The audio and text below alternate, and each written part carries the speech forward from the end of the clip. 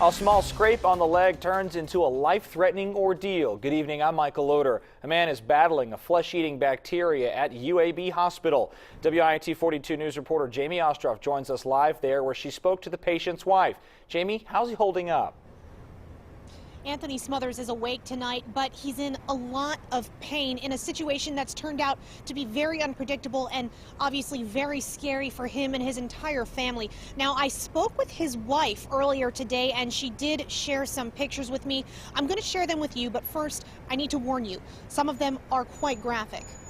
For Samantha Smothers, her husband Anthony is her rock.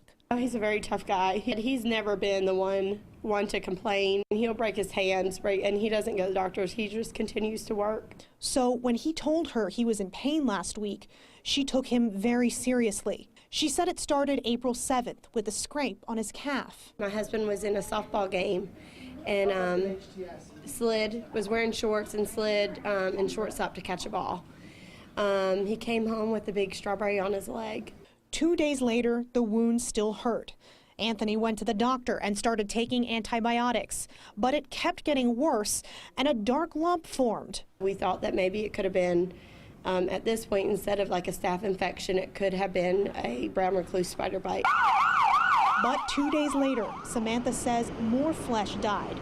After a second surgery, doctors realized Anthony Smothers had necrotizing fasciitis. I Googled it once the doctors left and read, that it's also known as the flesh-eating bacteria. When I heard those words, I saw him and I just started crying. Dr. Amy Ajeskis, who didn't treat Anthony, says there's no way to know where the bacteria came from. It's actually caused by some of the same germs that we're all covered in. An otherwise healthy man, Ajeskis says Anthony's case is extremely rare. But typically people who develop the more devastating form of an infection are immunocompromised in some way. Which is why Samantha wants every family to learn from her family's ordeal. But just to pray. But like I said, my biggest thing is just to get to a doctor if you feel like something's not right.